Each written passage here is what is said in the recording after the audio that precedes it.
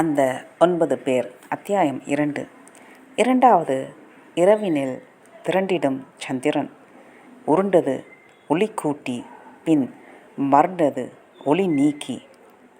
கூடி குறைந்து குறைந்து பின் கூடி ஓடி திரியுமே வெளி வானில். கூடிதில் மனமதன் சக்திக்காதாரம். சந்திரனே என்றும் சந்தோஷம். இவனை உற்றவர் கற்பனை கொற்றவர். இவனே போலே பற்றியே பெருகுவர். ஒன்றதை தொற்றிட உத்தமமாவர். எழதும் நவமும் தோழமை யாமே நவநாயக சித்தர். சுளையாக 50,000. பேங்க் மேனேஜரே பாஸ்கரனை கூப்பிட்டு கேஷியரிடம் இருந்து வாங்கியும் கொடுத்தார். இந்தாங்க, உங்கள் பிஸ்னஸ் முயற்சி எல்லா வகையிலும் வெற்றி பெற என்னோட வாழ்த்துக்கள் என்று பணத்தை தந்த கையோடு கையையும் குலுக்கினார். தேங்க்யூ சார், இந்த உதவியை நான் எப்பவும் மறக்க மாட்டேன். நான் என்ன பெருசாக செய்துட்டேன்? சொல்லப்போனால் பிஸ்னஸ் தொடங்க முன் வந்திருக்கிற உங்களுக்கு நான் தான் நன்றி சொல்லணும். அப்ளிகேஷன் எழுதி போட்டு காசை கொடுத்தாவது வேலை வாங்கி ஒரு மேஜை நாற்காலியில் உட்காந்து என்னத்தையோ எழுதிட்டு 1ஆம் தேதி ஆனால் சம்பளம் வாங்கணும்னு நினைக்கிறவங்க தான் இன்றைக்கி அதிகம் இருக்காங்க. அதனாலேயே ஒரு வேலைக்கு 1000 பேர் போட்டி போடுற கொடுமை, வேலை இல்லாத திண்டாட்டமும் பாரதீனிய செடி மாதிரி பெருகி போச்சு. இதுக்கு ஒரே தீர்வு, ஒவ்வொரு இளைஞனும் அப்ளிகேஷன் எழுதி போட்டு வேலை தேடுறதையே கேவலமாக நினைக்கணும். சுயமாக தொழில் செய்து பிழைக்க முன் வரணும். உங்களைப் போல. அப்பத்தான் இந்தியா முன்னேறும். மேனேஜர் ஒரு லெக்சரே கொடுத்து விட்டார். பாஸ்கரனும் பணத்தோடும் புதிய தெம்போடும் பேங்கை விட்டு வெளியில் வந்தான். ஹேண்ட்பேக்கில் மேனேஜர் கொடுத்த 50,000 பாஸ்கரனின் வாழ்க்கைக்கே ஆதாரம். டெண்டச்சோறு என்று திட்டும் அண்ணி, உதவாக்கரை என்றும் திட்டிக்கொண்டே செலவுக்கு காசு தரும் அண்ணன், போடா போய் முட்டை தூக்கு என்று வார்த்தைக்கு வார்த்தை குத்தி காட்டும் பென்ஷன் வாங்கும் அப்பா, மாதம் 5,000ஆவது சம்பாதிச்சாதான் ஐ லவ் யூ இல்லாட்டா ஐ ஹேட் யூ என்று சொல்லும் அத்தை பெண் பார்கவி என்று எல்லோருமே ஒரு நொடி அவன் மனக்கண்ணில் வலம் வந்தார்கள். இனி அவர்கள் என்ன சொல்வார்கள்? சபாஷ், இருந்தா இப்படித்தான் இருக்கணும் என்பார்களா? இல்லை, 50,000த்தில் என்னத்தடா புடுங்க போறே, ஒரு ஆட்டோ வாங்கணும்னா கூட 80,000 வேணும் என்பார்களா?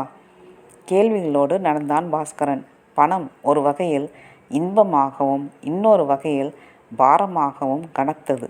எப்படியோ அவரை பிடித்து இவரை பிடித்து வாங்கிய சர்டிஃபிகேட்டுகளை காட்டி சின்னதாய் ஒரு ஃபாஸ்ட் ஃபுட் சென்டர் ஆரம்பிக்க போவதை, அதற்கான ஒரு 200 சதுர அடி கடை இடம் ஒன்றை காட்டி மாத வாடகை 2,000.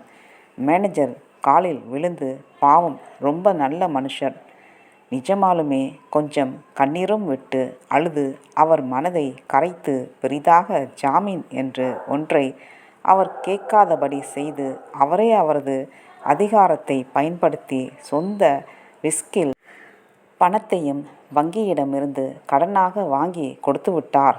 இப்பொழுதெல்லாம் வங்கிகள் பெரிதாய் அலட்டிக்கொள்வதில்லை, தாராளமாய் கடன் உதவிகள் செய்கின்றன. எல்லாம் மத்திய அரசும் ரிசர்வ் பேங்க்கும் செய்த வேலை. 20% வட்டி.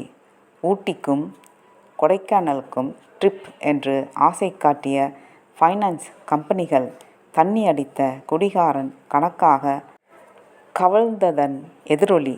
இன்று பணத்தை வைத்து பணம் பண்ண வழியே கிடையாது.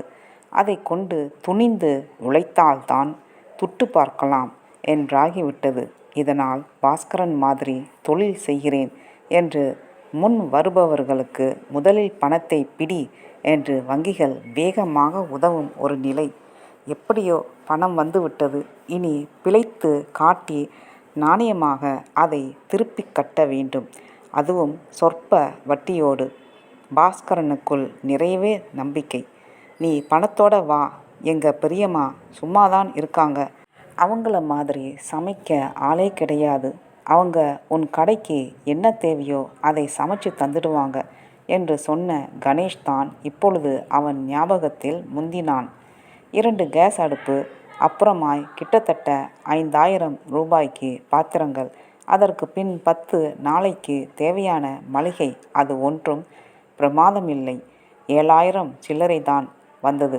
ஒரு வரைபட போர்டு, சின்னதாய் ஒரு கல்லா மேஜை நாற்காலி, இது போக 4-5 மர பெஞ்சுகள், மைக்கா ஒட்டிய டைனிங் மேஜைகள்.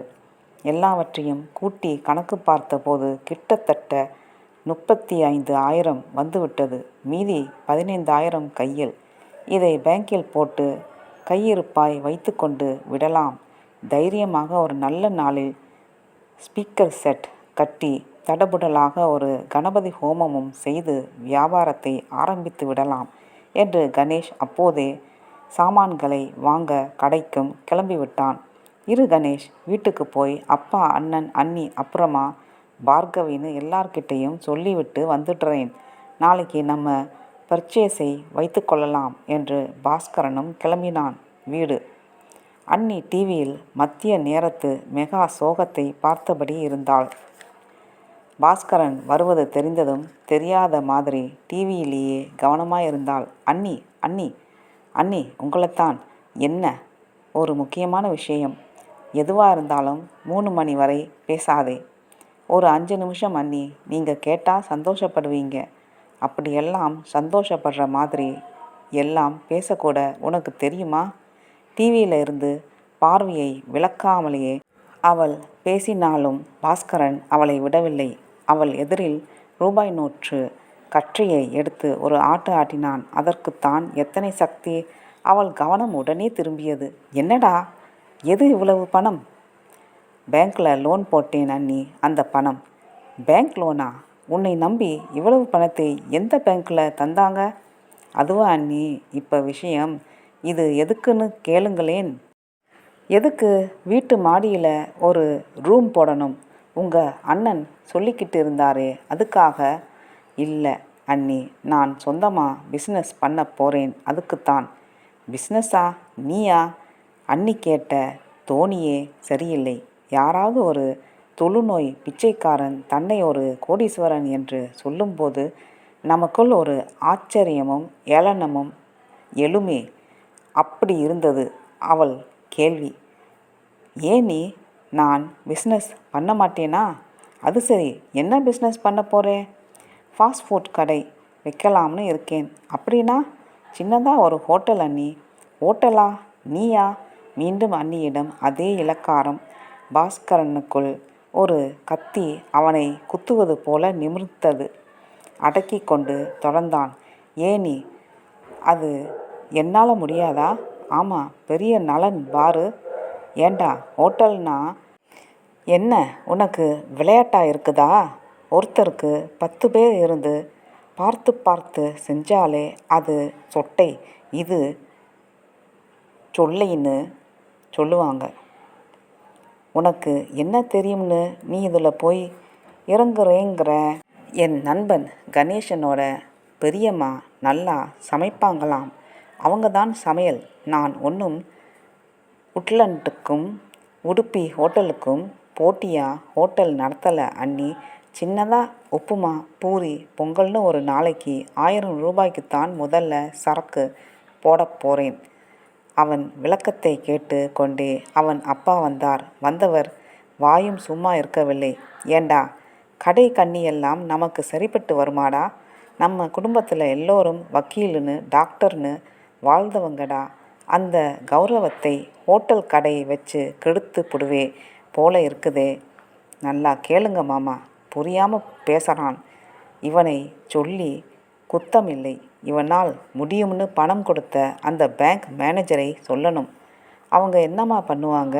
இப்பெல்லாம் அவங்களுக்கு பணம் செலவாக மாட்டேங்குது. வச்சுக்கிட்டு என்ன பண்ணுறதுன்னு தெரியலை. அதான் ஒவ்வொரு ஃபைனான்ஸ் கம்பெனிக்காரனாக கவுந்தடிச்சு ஓடி ஒளிஞ்சிட்டானுங்களே. அதனால் எல்லோரும் பேங்க்கில் தான் பணத்தை போட்டாகணும். போட்ட காசுக்கு என்னத்தையோ அரையனா வட்டியாச்சும் தர்றாமில்ல. அதான் இவனுக்கெல்லாம் பணம் கிடைச்சிருக்கு. ஏலே, ஒழுங்கா இதை வச்சு வேற ஏதாவது பண்ணுற வழியை பாரு. ஹோட்டல் கீட்டல்னு போனே அழிஞ்சு தான் போவேன். அப்பா பொருளாதார சிந்தனை மிகுந்தவர் போல ஆக்ரோஷமாய் ஒரு புலம்ப, சரிப்பா, வேற என்ன தொழில்ப்பா பண்ணலாம்? 50,000த்துக்கு என்னத்த பண்ண? ஒரு மெக்கானிக் ஷெட் கூட வைக்க முடியாது. அவர் வழியையும் சொல்லவில்லை. அவன் செய்ய நினைப்பவையையும் சரியென்று சொல்லவில்லை. இறுதியாக சுற்று வந்தது. ஆபீஸில் இருந்து வந்த அவன் அந்த பணத்தை அப்படியே தன்னிடம் தந்துவிடச் சொன்னான். அண்ணே, உங்ககிட்ட கொடுத்துட்டா அப்புறம் பிஸ்னஸ் பெரிய புடலங்கா பிஸ்னஸ். என் ஆபீஸில் ஒரு கிளார்க் வேலை காலியாக போகுது. இந்த பணத்தை லஞ்சமாக கொடுத்து அதை நான் உனக்கு வாங்கி தந்துடுறேன். நீ பிஸ்னஸ் எல்லாம் பண்ணி ஒன்றும் கிழிக்க வேண்டாம். இல்லைன்னே மேனேஜர் அப்புறம் திட்டுவாரா? மாதம் பணம் கட்டணும். எல்லாம் எனக்கு தெரியும். பணம் கட்டலேனாத்தானே அவர் கேள்வி கேட்பாரு. எல்லாம் நான் பார்த்துக்கிறேன். ஃபாஸ்ட் ஃபுட், ஸ்லோ ஃபுட் குடும்பம்னு பேரை கெடுத்து வைக்காதே. அண்ணனும் அதிரடியாகத்தான் பேசினான். தப்பித்து பணத்துடன் வீட்டை விட்டு வருவதற்குள் போதுமென்றாகிவிட்டது. ஆனால் அப்படி வந்ததுதான் தப்பாகிவிட்டது. வரும் வழியில் எப்படித்தான் அப்படி ஆனதோ? 50,000 ஹபீஸ். நன்றி, வணக்கம்.